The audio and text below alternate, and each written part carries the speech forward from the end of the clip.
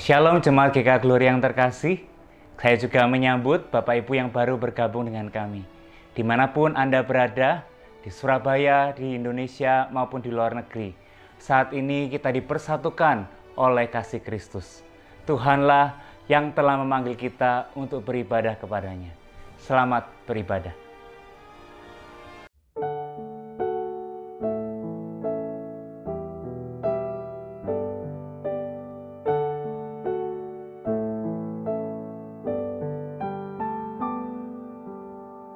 Filipi 1 ayat 9 sampai 11.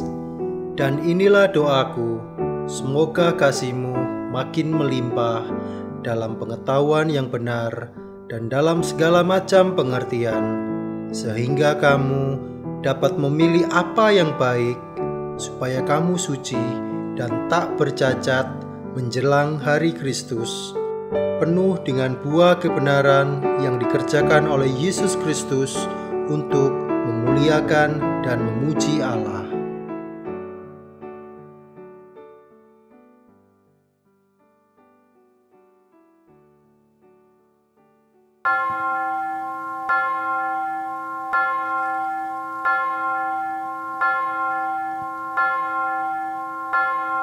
Shalom jemaat sekalian, selamat pagi.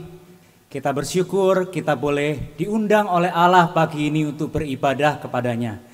Mari kita bangkit berdiri, mari kita berdiam diri di hadirat-Nya yang kudus.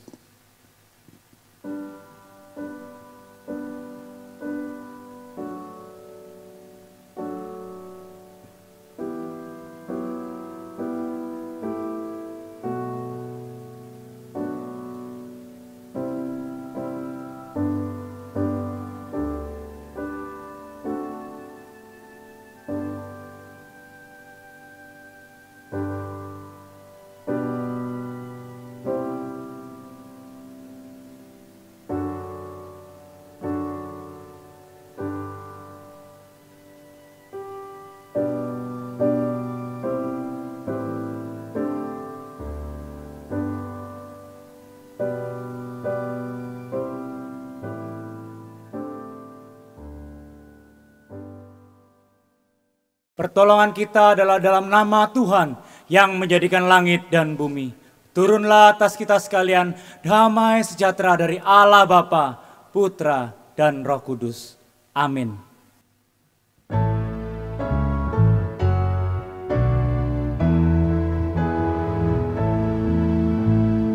Hormat diberi bagi Bapa, Anak, dan Roh Kudus, dari mula sampai sekarang dan seterusnya, termulia.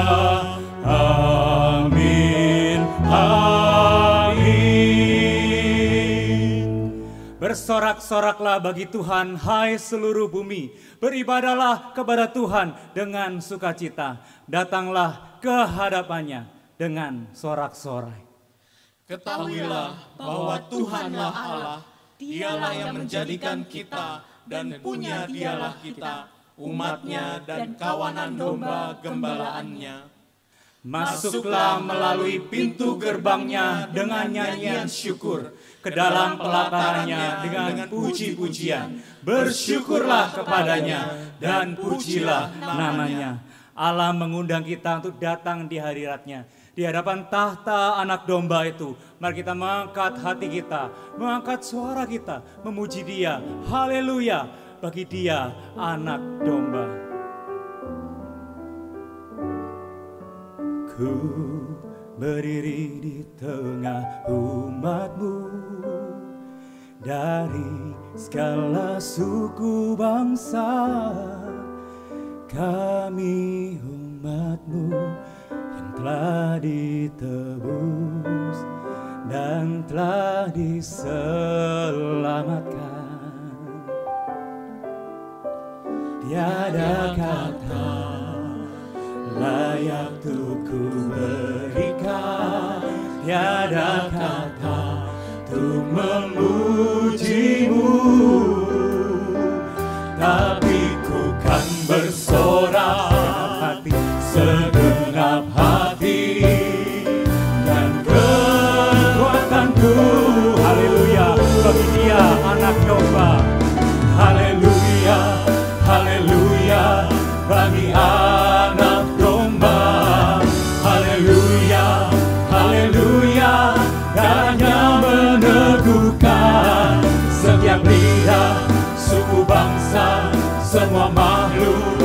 pulau.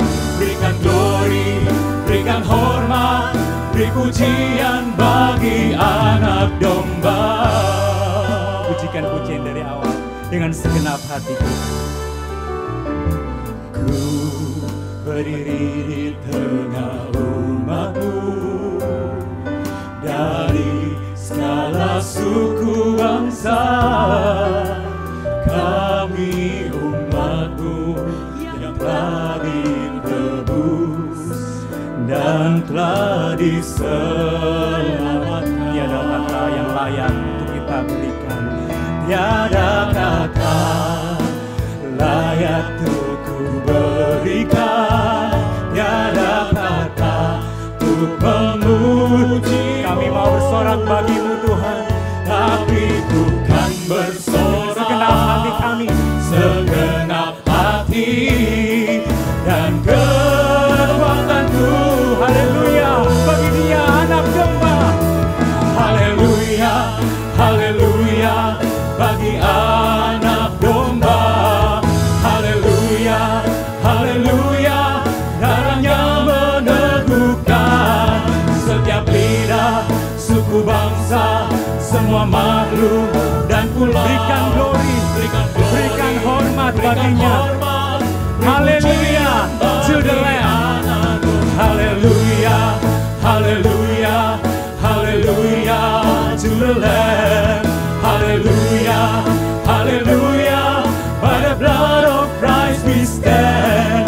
Every tongue, every tribe, every people, every land, giving glory, giving honor, giving praise unto the Lamb of God. Giving praise unto the Lamb of God. Jesus Christ, Lamb of God.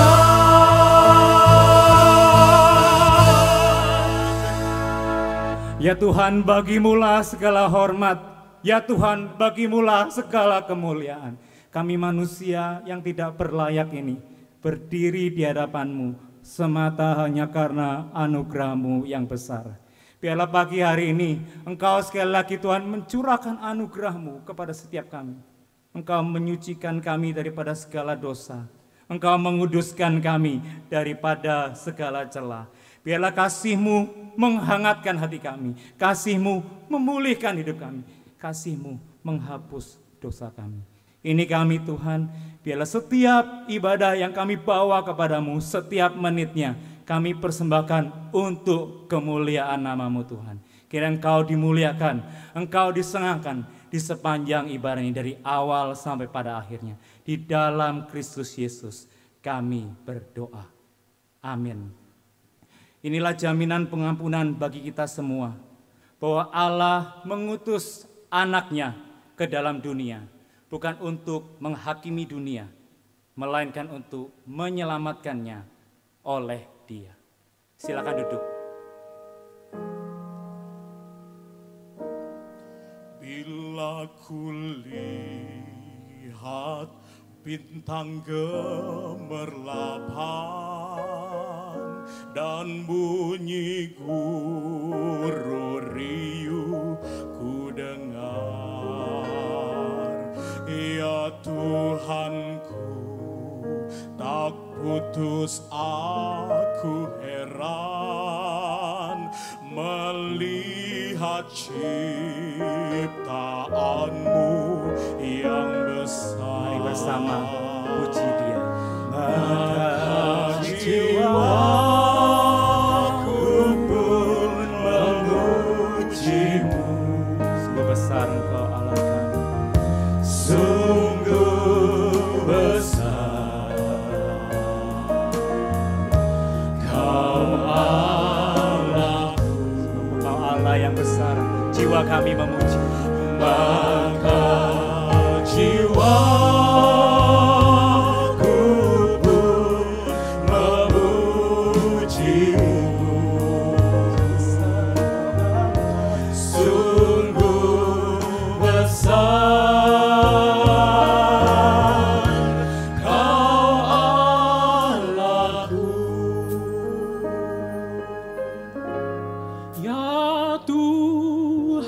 tenangku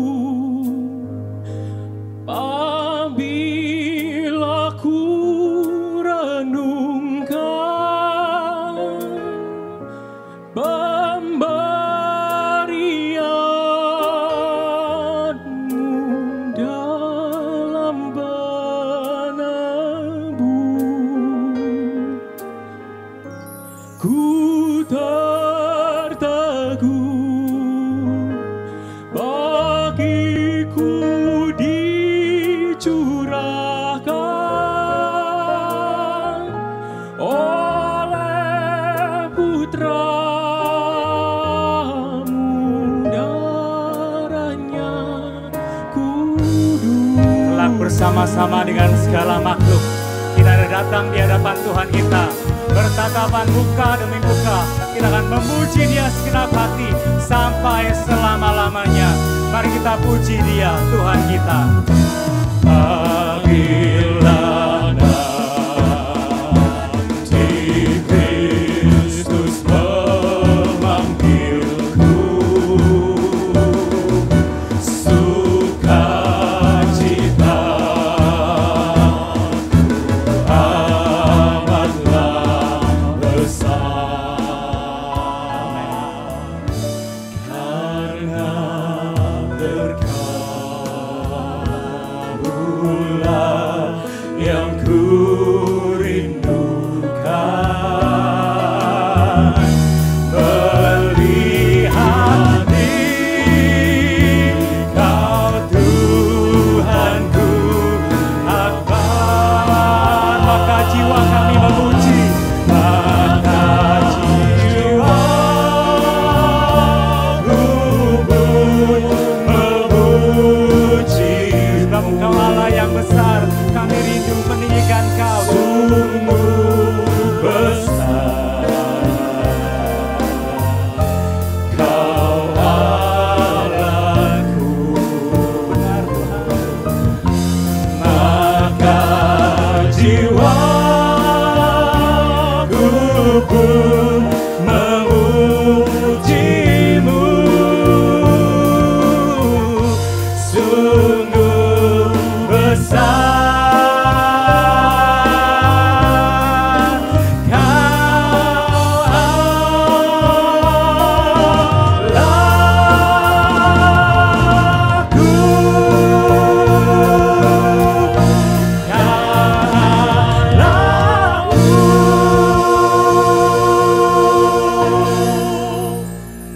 Allah yang maha besar, Allah yang maha kuasa itu adalah juga Bapa kita yang mengasihi kita, Bapa kita yang berjalan bersama dengan kita. Di tengah segala pergumulan kita hari ini, mari kita datang kepada Tuhan, membawa setiap pergumulan-pergumulan pribadi kita di hadapan Tuhan. Entah pergumulan di dalam rumah tangga kita, pergumulan di dalam pekerjaan kita, pergumulan di dalam pelayanan. Mari kita datang ke salibnya. Kita datang membawa setiap pergumulan pribadi kita di hadapan Tuhan.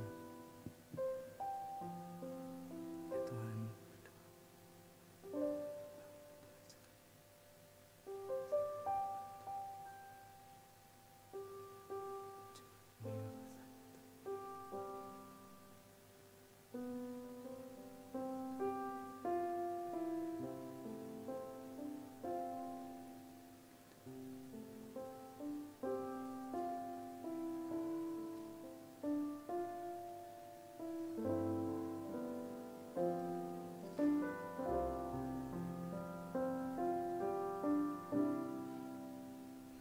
Bersamamu Bapa,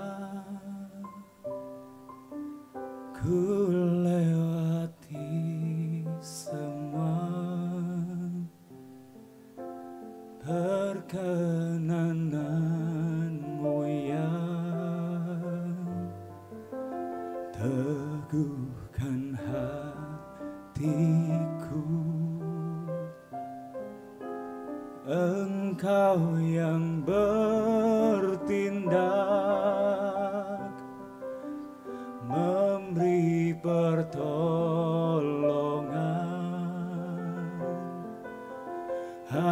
anugerah-Mu besar melimpah bagiku. Bersamamu Bapa, ku lewati semua. Bersamamu Bapa, ku lewati semua. Berkenanmu ya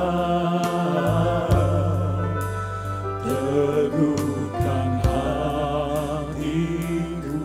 Benar Tuhan, Engkau yang bertindak, memberi pertolongan. Anugerah-Mu besar melimpah bagiku. Anugerah-Mu besar, anugerah-Mu besar melimpah bagiku. Kita akan menaikkan doa syafaat yang akan dibawakan sampaikan oleh Pendeta Lim Sin Leong.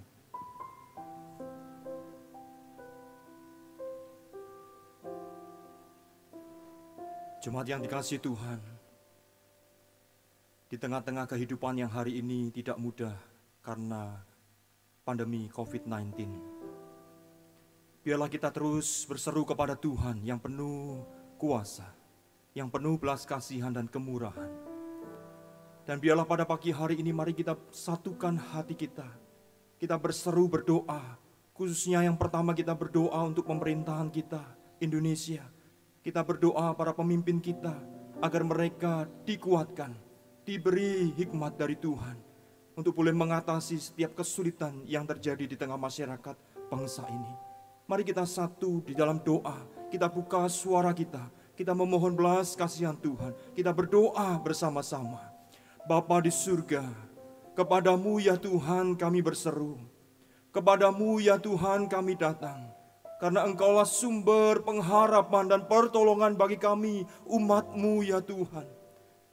Dan pagi ini kami berdoa untuk negeri ini, Indonesia ya Tuhan. Kami berdoa untuk pemerintahan kami.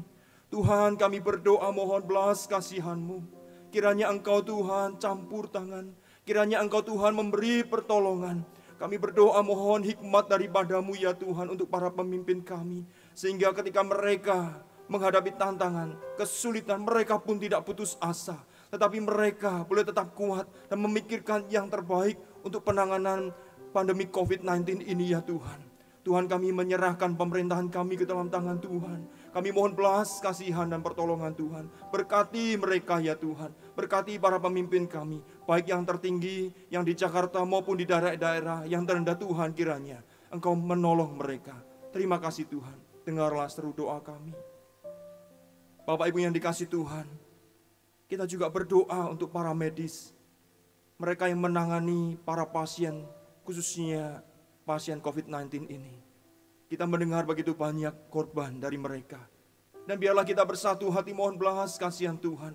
Mari kita berseru kepada Tuhan, kita berdoa untuk mereka, supaya Tuhan boleh menguatkan, menolong mereka, menjagai mereka.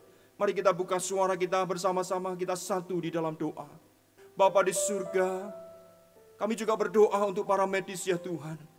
Mereka yang berusaha melakukan yang terbaik, khususnya merawat para pasien COVID-19 ini ya Tuhan. Tuhan, kami tahu mereka berada di tengah satu kondisi yang sulit juga. Mereka juga menghadapi ancaman bagi diri mereka sendiri. Bahkan kami mendengar ada begitu banyak orang, ada begitu banyak dokter, para perawat yang juga mengalami masalah ini, bahkan sampai meninggal dunia. Tuhan, kami mohon belas kasihan-Mu kiranya ya Tuhan. Engkau boleh campur tangan, berbelas kasihan, menolong mereka. Kami berdoa untuk tim medis ini ya Tuhan, dimanapun mereka berada. Mereka merawat para pasien, Tuhan lindungi, Tuhan jagai, beri mereka kekuatan kesehatan. Terima kasih Bapa di surga, kami mohon belas kasihan-Mu. Engkaulah Tuhan yang menjadi sandaran pertolongan bagi kami. Dengar seru doa kami ya Tuhan. Terima kasih Tuhan. Bapak Ibu yang dikasihi Tuhan, kita juga mau berdoa untuk jemaat Tuhan. Mungkin di antara mereka juga ada yang mengalami kesulitan karena dampak dari COVID-19 ini. Mari kita mau berseru untuk saudara-saudara kita, mereka yang mengalami kesulitan. Mungkin mereka harus dirumahkan dari pekerjaan mereka. Mereka mungkin harus berjuang karena membutuhkan kebutuhan hidup sehari-hari. Dan kita tidak tahu apa yang mereka rasakan hari ini. Mari kita buka suara, berseru kepada Tuhan supaya Tuhan boleh berbelas kasihan dan menolong mereka. Mari kita satu di dalam doa. Bapa di surga, kami juga berdoa menyerahkan untuk jemaat-Mu ya Tuhan. Yang mungkin hari ini kami tidak tahu kondisi mereka mungkin dalam satu kesulitan. Tuhan, kami berdoa untuk mereka. Biarlah iman mereka tetap teguh di dalam Tuhan. Biarlah mereka terus memandang Tuhan yang menjadi sumber pengharapan. Kuatkan iman mereka, teguhkan pengharapan mereka ya Tuhan. Buka jalan bagi hidup mereka. Tuhan, tolonglah mereka, berkati kehidupan keluarga mereka. Apa yang menjadi kebutuhan hari-hari mereka, Tuhan kiranya Engkau boleh mencukupkan. Terima kasih Tuhan. Kami menyerahkan semua di dalam tangan Tuhan. Ini doa kami Tuhan. Berkati gereja-Mu di mana berada. Dan biarlah boleh menjadi kesaksian yang hidup memuliakan Tuhan. Menjadi berkat bagi banyak orang. Terima kasih Bapa di surga. Dengar setiap seru doa kami. Dan jadilah kehendak Tuhan. Dan biarlah nama Tuhan dipermuliakan di atas segala sesuatu yang terjadi. Karena Engkau Tuhan Allah. Allah yang layak menerima segala kemuliaan. Terpujilah Tuhan. Dalam Kristus Yesus Tuhan kami berdoa. Amin. Mari kita menaikkan doa Bapa kami, kita berdoa seturut dengan doa yang Yesus ajarkan. Bapa kami yang di sorga, dikuduskanlah nama-Mu, datanglah kerajaan-Mu, jadilah kehendak-Mu, di bumi seperti di sorga. Berilah kami pada hari ini makanan kami yang secukupnya, dan ampunilah kami akan kesalahan kami, seperti kami juga mengampuni orang yang bersalah kepada kami. Dan janganlah membawa kami dalam pencobaan, tapi lepaskanlah kami daripada yang jahat. Karena Engkaulah yang punya kerajaan dan kuasa dan kemuliaan sampai selama-lamanya. Amin. Jemaat dipersilakan berdiri. Mari kita bersama-sama mengucapkan pengakuan iman rasuli yang berbunyi demikian. Aku percaya kepada Allah, Bapa yang Maha Kuasa, Khalik langit dan bumi, dan kepada Yesus Kristus, Anaknya yang tunggal Tuhan kita, yang dikandung dari Roh Kudus, lahir dari anak darah Maria, yang menderita sengsara di bawah pemerintahan Pontius Pilatus, disalibkan, mati dan dikuburkan, turun ke dalam kerajaan maut, pada hari yang ketiga bangkit pula dari antara orang mati, naik ke surga, duduk di sebelah kanan Allah, Bapa yang Maha Kuasa. Dan dari sana Ia akan datang untuk menghakimi orang yang hidup dan yang mati. Aku percaya kepada Roh Kudus, gereja yang kudus dan persekutuan orang kudus, pengampunan dosa, kebangkitan tubuh dan hidup yang kekal. Amin. Silakan duduk. Firman Tuhan adalah pelita bagi kaki kita, penuntun bagi kehidupan kita. Sebelum kita bersama-sama akan membaca dan merenungkan firman-Nya, mari kita menyiapkan hati kita. Firman-Mu Tuhan, pelita bagi kakiku.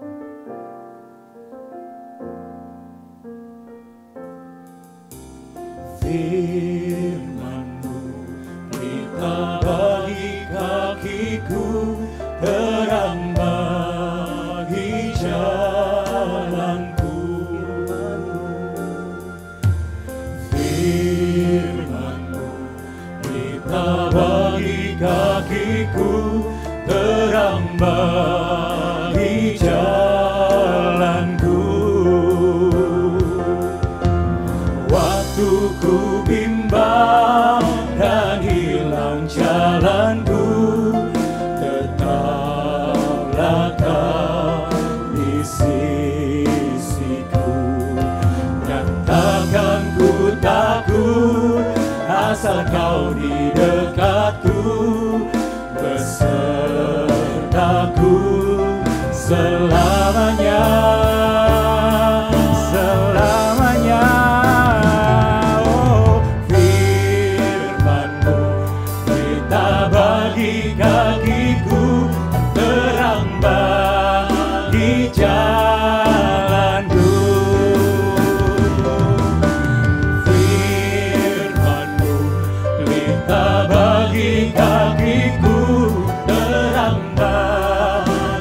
jalanku,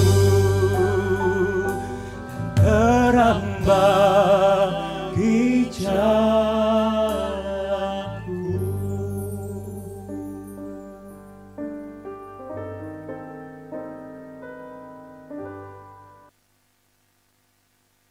Selamat pagi jemaat yang dikasihi Tuhan. Kita akan berdoa lebih dahulu sebelum kita akan merenungkan firman Tuhan ya. Mari kita berdoa.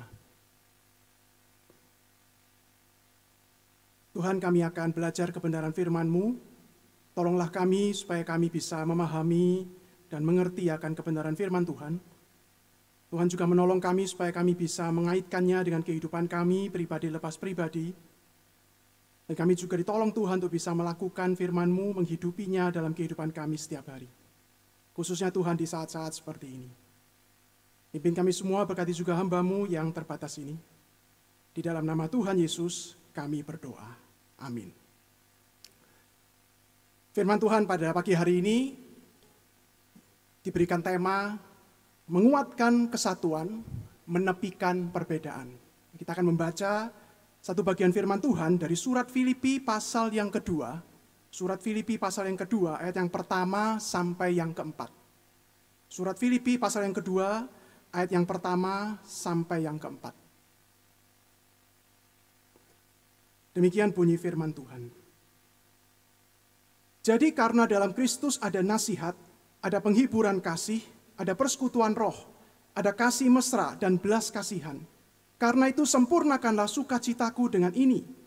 Hendaklah kamu sehati sepikir dalam satu kasih, satu jiwa, satu tujuan. Dengan tidak mencari kepentingan sendiri atau puji-pujian yang sia-sia. Sebaliknya hendaklah dengan rendah hati yang seorang menganggap yang lain lebih utama daripada dirinya sendiri. Dan janganlah tiap-tiap orang hanya memperhatikan kepentingannya sendiri, tetapi kepentingan orang lain juga. Jadi saudara-saudara, tema pada pagi hari ini adalah mengenai tentang kesatuan gereja. Itu kalau sederhananya ya, menguatkan kesatuan dan menepikan perbedaan. Nah, kita mau bicara tentang kesatuan gereja. Nah, kalau bicara tentang kesatuan gereja, maka yang pertama kita mesti sadar dan kita mesti paham, saudara-saudara sekalian, adalah di dalam Kristus yang sudah menyelamatkan kita, kita ini sebenarnya sudah dipersatukan di dalam Dia. Jadi kita yang sudah percaya kepada Tuhan dan kita yang sudah diselamatkan oleh Tuhan Yesus, kita ini sebenarnya sudah dipersatukan di dalam Dia.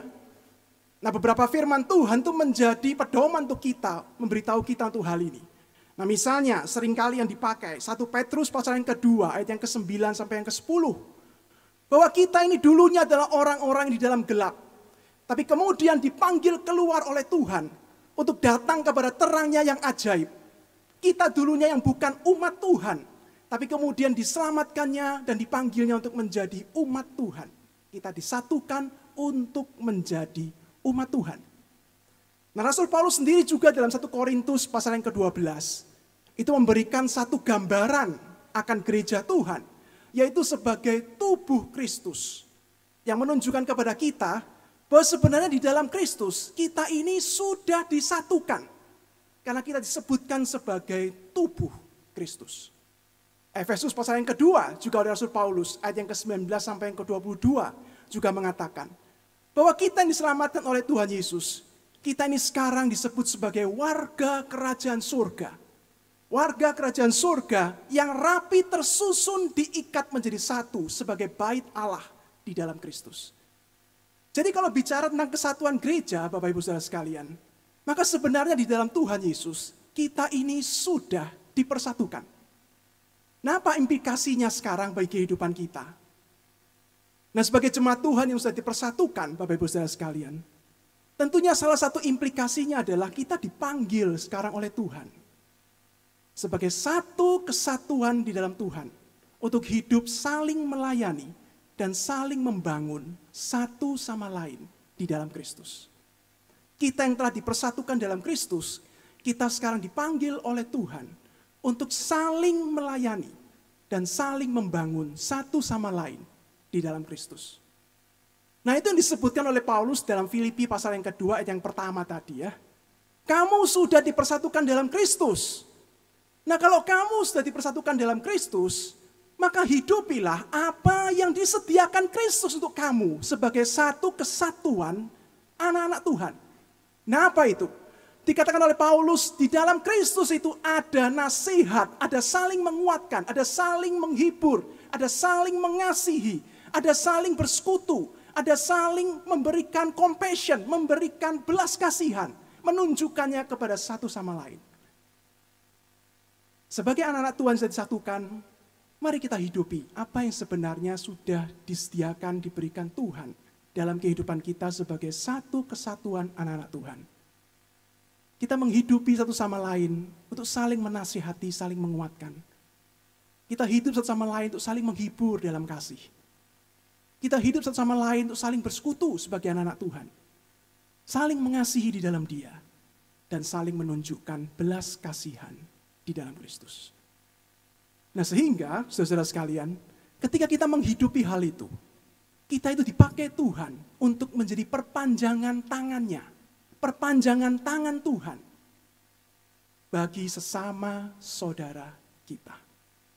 Ketika kita menghidupi itu, kita dipakai Tuhan untuk menjadi perpanjangan tangannya bagi sesama saudara kita. Nah, terutama Bapak Ibu Saudara sekalian di masa-masa seperti ini, ketika kita masih terus menghadapi pandemi COVID-19 seperti ini. Kita tahu ini adalah masa yang sulit, saudara sekalian. Sulit karena COVID-19 ini bukan hanya menyerang dan mengancam kesehatan dan kehidupan kita. Tapi ternyata juga merembet sampai ke banyak aspek kehidupan kita. Nah, misalnya, beberapa dari kita itu menghadapi mulai permasalahan dalam dunia ekonomi dan usaha kita. COVID-19 yang seharusnya itu adalah virus yang menyerang kesehatan kita, tapi sekarang mulai menyerang dan mulai mempengaruhi aspek ekonomi dan kehidupan usaha kita. Ini juga mulai masuk dalam aspek relasi keluarga, bergereja, dan sosial kehidupan kita. Manusia yang butuh bersosialisasi, bertemu muka, saling sharing, saling bertemu. Tapi justru sekarang harus menahan diri untuk bersosialisasi satu dengan yang lain. Ini juga banyak menyerang beberapa aspek dalam hidup kita. Sepertinya manusia itu sekarang hidup seperti tidak bisa berbuat banyak. Dan pintu di depan itu seperti banyak yang tertutup. COVID-19 bukan lagi menyerang hanya kesehatan kita, tapi juga mulai mempengaruhi banyak aspek dalam kehidupan kita. Apalagi Bapak Ibu Saudara sekalian kalau kita bertanya akan satu pertanyaan yang sampai sekarang sulit sekali dijawab. Sampai kapan ini akan kita hadapi? Siapa yang bisa menjawab? Orang-orang bisa memperkirakan, orang-orang bisa membuat prediksi-prediksi. Tapi siapa yang berani memperkirakan sampai kapan pandemik ini akan selesai, khususnya di kota Surabaya, khususnya di Indonesia. Nah, ketika kita menghadapi seperti ini, saudara-saudara sekalian, maka bagaimana mungkin kita itu kemudian tidak saling membutuhkan satu dengan yang lain? Bagaimana mungkin kemudian kita tidak menghidupi apa yang Rasul Paulus katakan? Di dalam Tuhan Yesus, ada saling menghibur dan menasehati untuk menguatkan mereka yang lemah. Di dalam Kristus ada saling untuk mengasihi, menunjukkan belas kasihan kepada mereka yang membutuhkan. Di dalam Kristus ada persekutuan untuk saling mendoakan, mendukung satu dengan yang lain. Terutama di saat-saat seperti ini, saudara sekalian, kita benar-benar membutuhkan satu sama lain. Untuk benar-benar menghidupi kesatuan gereja Tuhan, kesatuan anak-anak Tuhan. Untuk bersama-sama saling menguatkan, saling menolong, menjalani masa-masa seperti ini. Dan dengan demikian Bapak Ibu Saudara sekalian, ketika kita hidup saling menasehati, saling mengasihi, saling menunjukkan belas kasihan satu sama lain, kita itu bisa menjadi perpanjangan tangan Tuhan untuk menunjukkan kepada saudara-saudara seiman kita, Tuhan itu ada bersama dengan mereka. Tuhan tidak sedang jauh dari mereka. Tuhan tidak sedang membiarkan mereka sendiri. Tuhan itu ada bersama dengan kita. Kenapa? Salah satunya adalah Dia menunjukkannya melalui kita, saudara-saudara seiman yang telah disatukan di dalam Tuhan Yesus. Bapak Ibu saudara sekalian, dalam firman Tuhan itu ada cerita tentang dua orang sahabat, yaitu Yonatan dan Daud. Nah kita tahu saudara sekalian ya, Yonatan itu adalah anaknya Raja Saul, Daud itu adalah raja yang kemudian diurapi untuk menggantikan Saul. Nah saudara sekalian, mereka itu bersahabat, terutama setelah peristiwa Daud mengalahkan Goliat. Nah persahabatan mereka itu didasari di dalam kesatuan kasih dalam Tuhan. Nah ketika mereka bersahabat Bapak Ibu Saudara sekalian, Daud itu kemudian mulai menghadapi satu ancaman. Nah ancamannya apa? Ayahnya Yonatan, yaitu Raja Saul, itu mulai gak suka dengan Daud. Mulai iri, mulai dengki. Dan mulai merasa jabatannya dan tahtanya itu diancam oleh Daud. Padahal Daud gak punya maksud apa-apa terhadap dia. Nah sehingga kemudian Daud itu harus melarikan diri dan berpindah dari satu tempat ke tempat lain, dari padang gurun ke padang gurun yang lain, dari gua ke gua yang lain, untuk menghindari Raja Saul yang ingin membunuh dia. Nah 1 Samuel 23 ayat 15-18 itu adalah salah satu kisah di mana Daud itu di dalam pelarian menghindari Raja Saul di padang gurun Sif. Nah di dalam 1 Samuel 23 itu dikatakan Daud dalam satu kondisi yang tidak seperti Daud sebelum-sebelumnya. Dikatakan firman Tuhan, dia mulai merasa takut kepada Saul. Dia mulai mendengar bahwa sekarang Saul itu turun tangan sendiri untuk memimpin pasukan, mencari dan menangkap dan akan membunuh dia. Di dalam ketakutannya dan kemudian mulai keputusasaannya, firman Tuhan mengatakan Yonatan memutuskan untuk mencari dan bertemu dengan Daud. Untuk apa? Firman Tuhan mengatakan untuk meneguhkan imannya kepada Tuhan. Kehadiran Yonatan di hadapan Daud pada waktu itu dipakai Tuhan untuk apa? Untuk meneguhkan sekali lagi iman Daud kepada Tuhan. Bahwa Tuhan tidak sedang salah memimpin kehidupannya. Walaupun dia sedang menghadapi pelarian demi pelarian dari pembunuhan Raja Saul.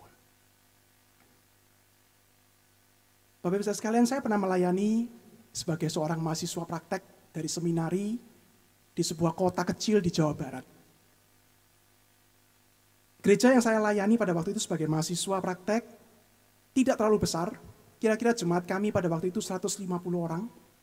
Salah satu jemaat yang kami layani adalah seorang bapak tua yang kira-kira berumur 60-an tahun. Dia punya seorang istri dan dia tinggal dengan anaknya di sebuah gang sempit di kota itu.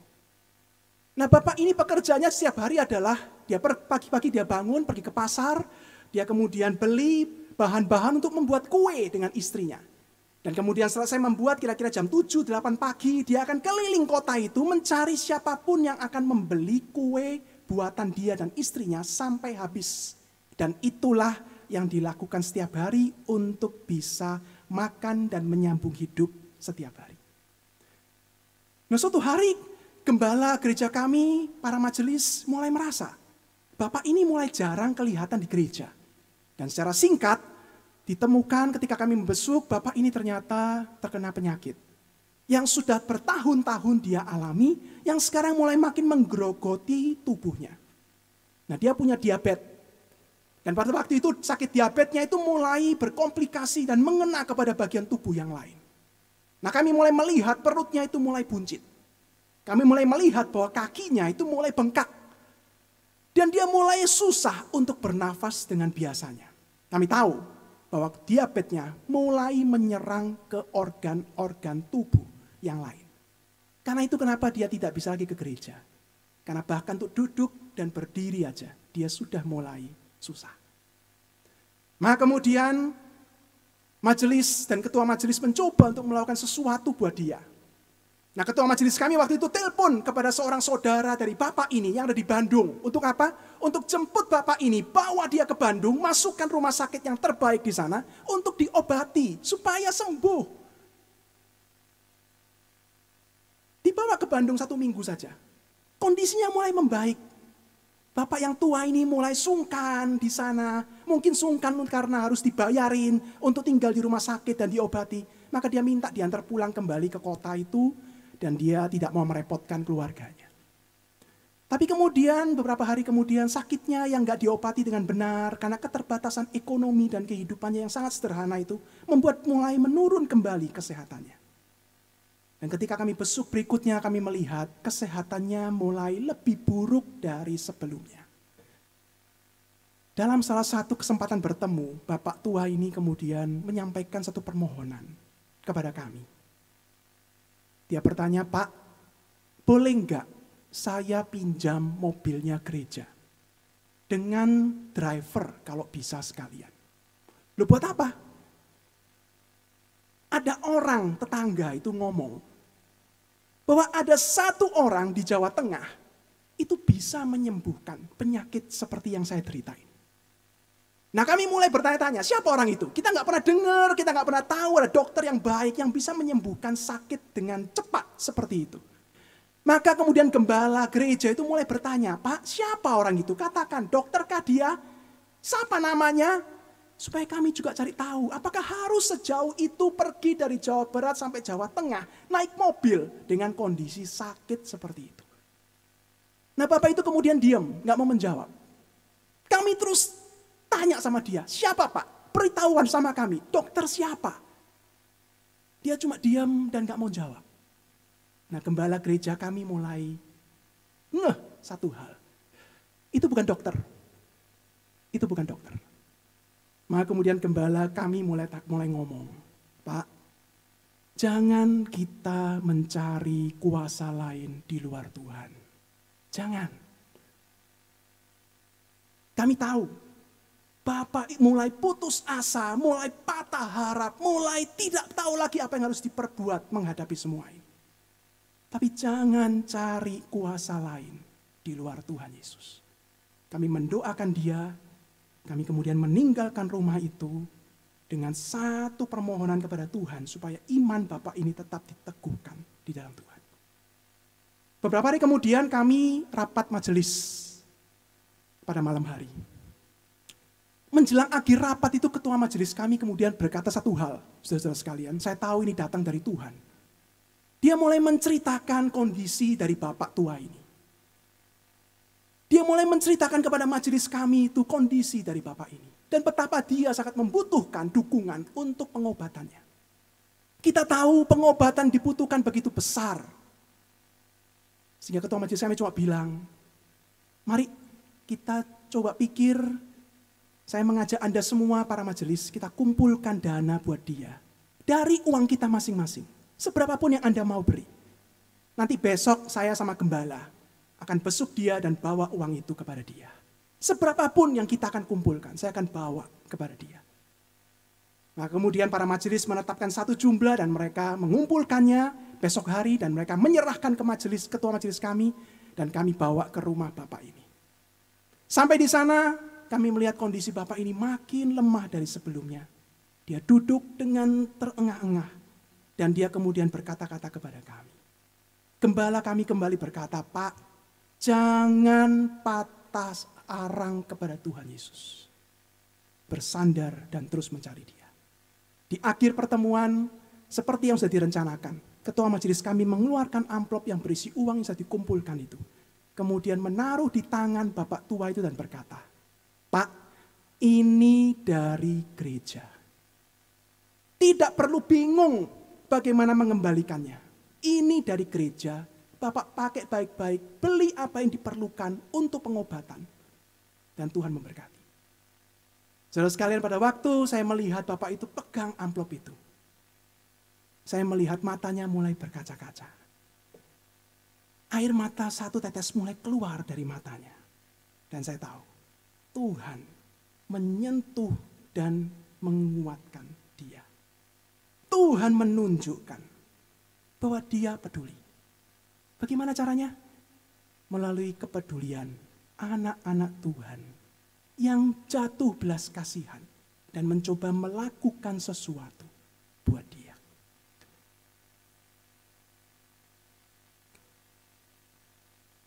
Bapak Ibu sekalian, di dalam Tuhan yang telah mempersatukan kita, mari kita menghidupi apa yang Tuhan sudah sediakan untuk kita boleh saling mengasihi dan saling membangun di dalam Tuhan. Tapi kita sadar sekali Bapak Ibu sekalian, bahwa hal ini tidak mudah ya. Hal ini tidak mudah. Kenapa tidak mudah? Karena Paulus kemudian meneruskan dalam Filipi pasal yang kedua, ayat yang ketiga, bahwa ada satu hambatan yang akan menghambat dan menyumbat kehidupan kesatuan gereja anak-anak Tuhan. Apa itu hambatannya? Secara sederhana disebut sebagai egoisme. Sebagai kepentingan diri sendiri dan hanya untuk mencari pujian yang sia-sia. Paulus mengatakan jangan kamu kemudian dalam hidup bersama melakukan sesuatu hanya untuk kepentingan dirimu sendiri. Hanya untuk mencari puji-pujian yang sia-sia. Jangan. Tapi kemudian Paulus meneruskan. Hiduplah memperhatikan kepentingan orang lain juga. Hiduplah sehati, sepikir, setujuan. Dengan cara tidak hanya memperhatikan diri sendiri. Tapi juga belajar memperhatikan apa yang menjadi kebutuhan orang lain.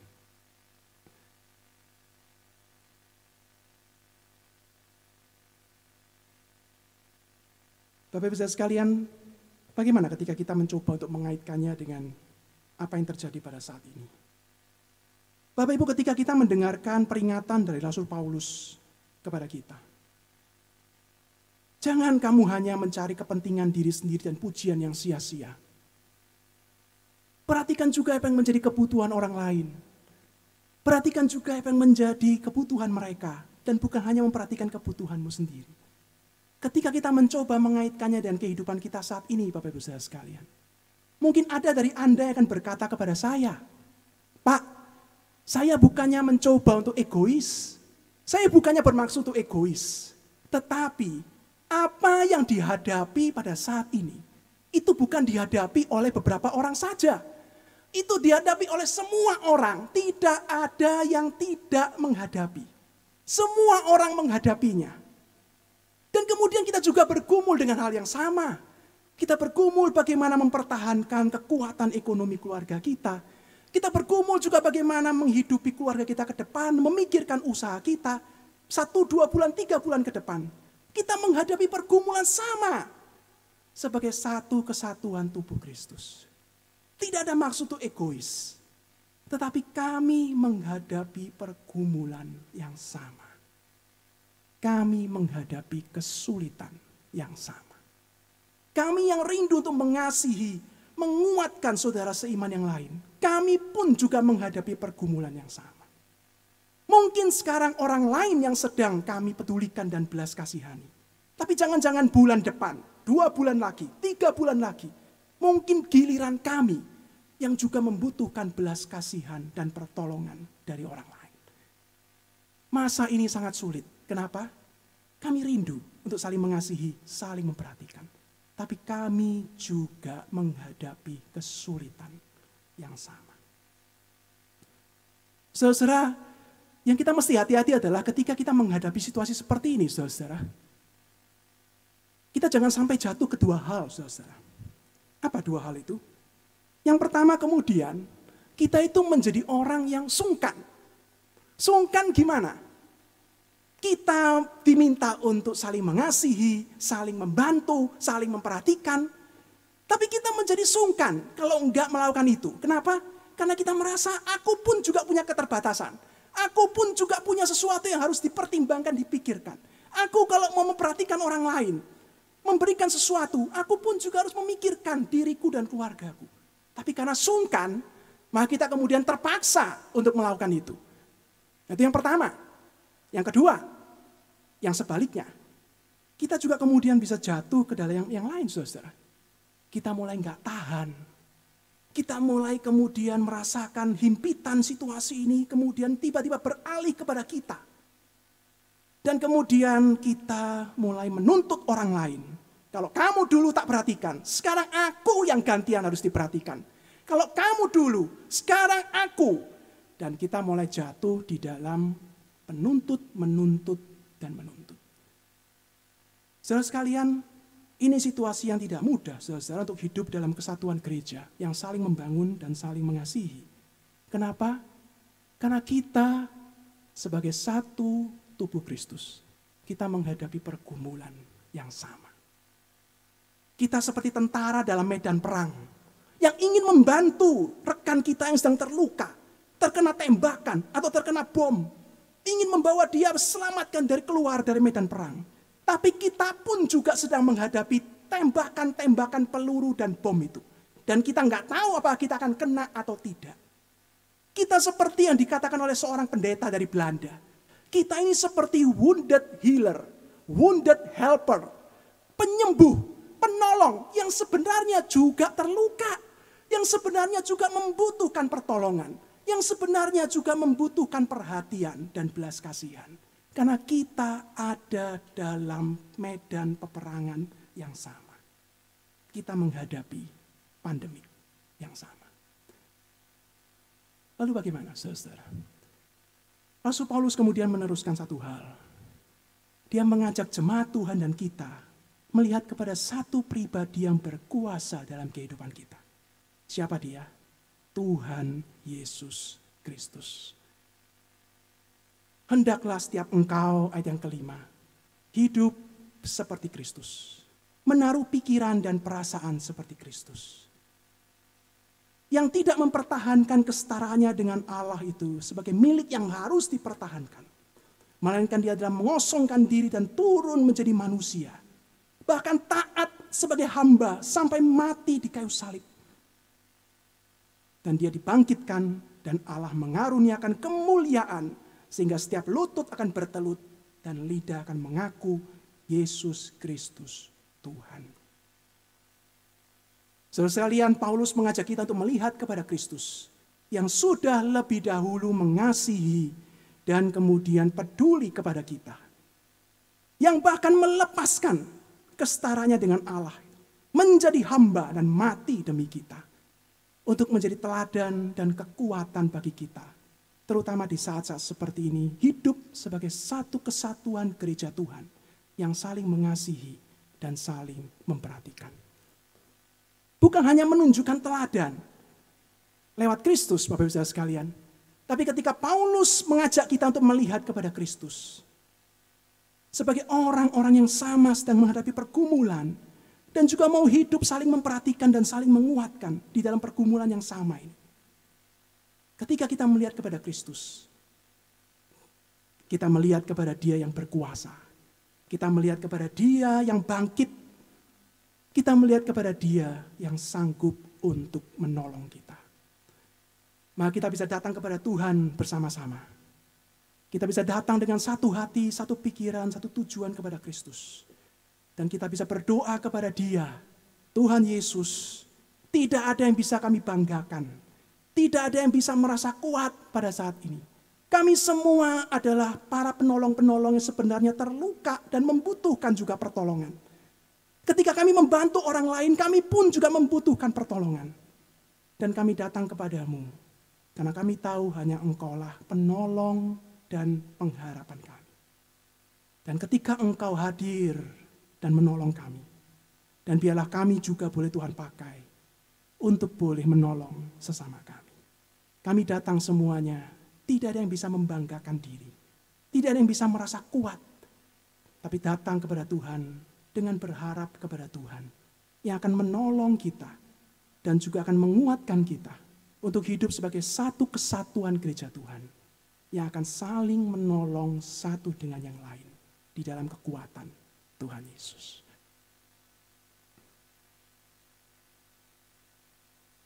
Mari kita datang kepada Tuhan dengan doa itu pada saat ini, Bapak Ibu Saudara sekalian.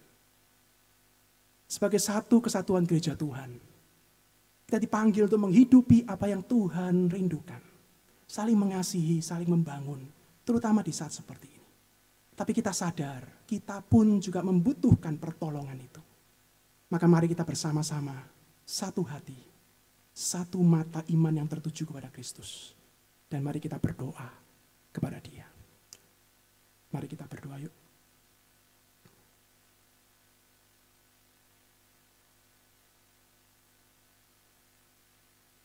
Tuhan, terima kasih untuk firman-Mu yang menguatkan dan kembali mengarahkan mata iman kami kepada Tuhan Yesus.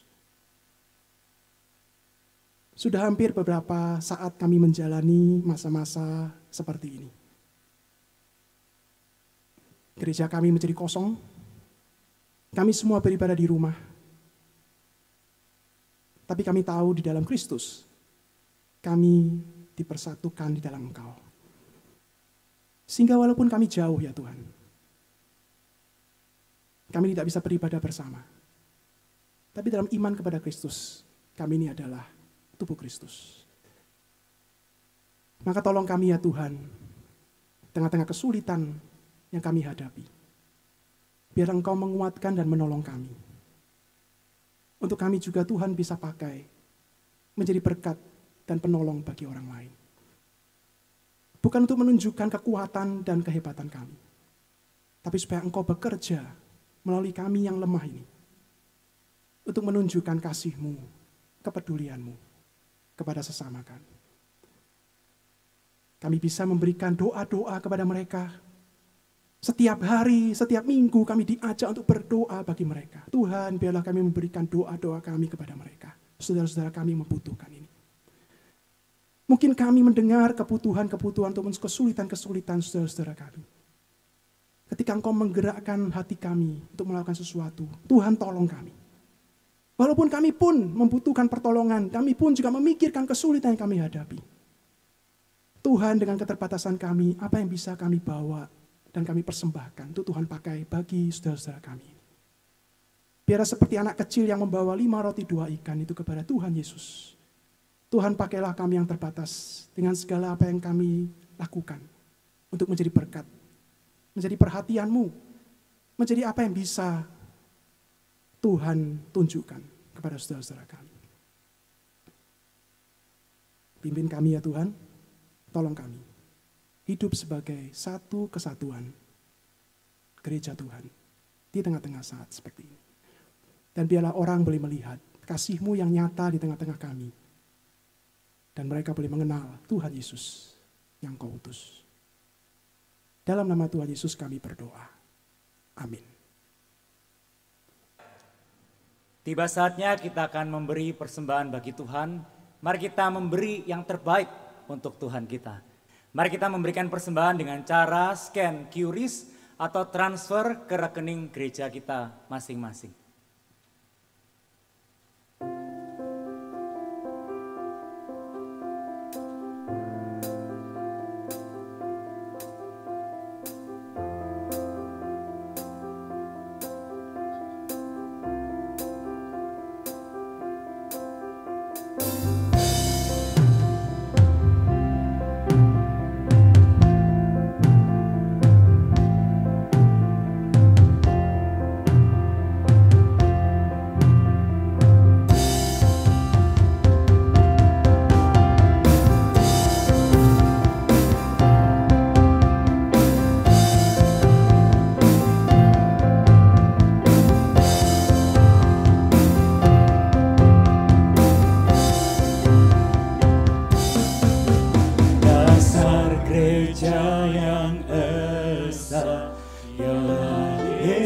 Kristus yang dibangun olehnya dengan air firman-Nya. Ia datang mencarinya, jadi mempelainya. Dia korbankan darahnya, menebus gerejanya.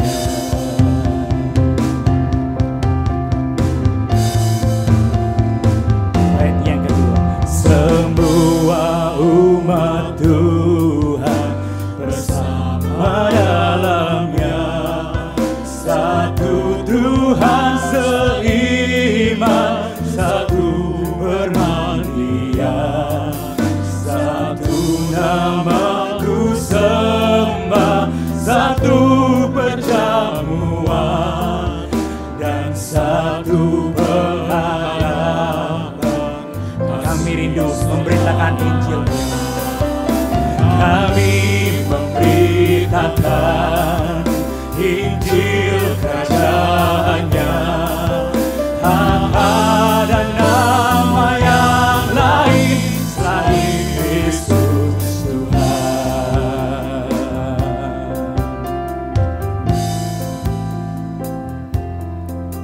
dilanda kesulitan, kerusuhan dunia, jemaat diresahkan dan tekanan berat. Kaum kudus menyerukan, berapa lamakah akhirnya malam duka diganti terang. Kami memberitakan Injil kerajaannya, dan damai yang lain selain Kristus. Kami memberitakan kami memberitakan Injil kerajaannya, dan damai yang lain selain Kristus Tuhan. Tak ada nama yang lain selain Kristus Tuhan.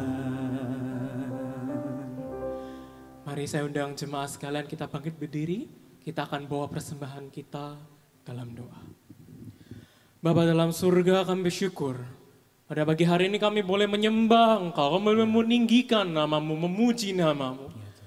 Bapa, hari ini, pagi ini kami datang memberikan persembahan, berkat yang telah Kau berikan dalam hidup kami.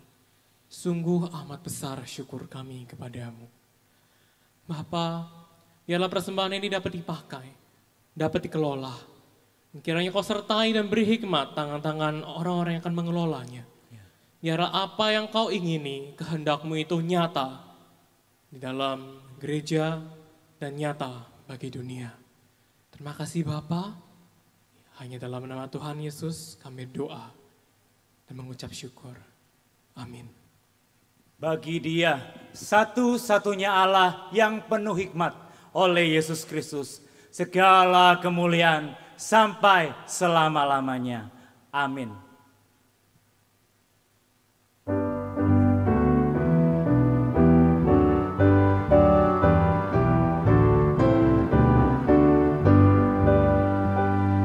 Puji Allah Bapa Putra, puji Allah Roh Kudus, ketiganya yang esa, pohon selamat sumber berkat. Amin.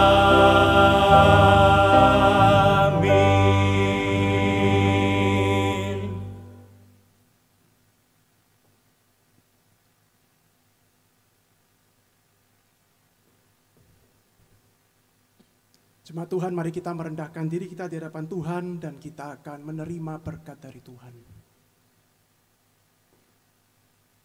Tuhan memberkati engkau dan melindungi engkau. Tuhan menyinari engkau dengan wajah-Nya dan memberi engkau kasih karunia. Tuhan menghadapkan wajah-Nya kepadamu dan memberi engkau damai sejahtera. Amin. Amin.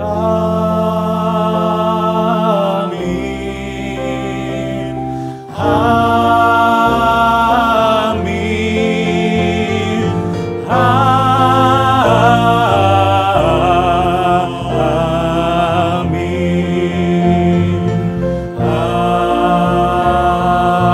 Amin. Silakan duduk, ibadah kita telah selesai. Tuhan Yesus memberkati.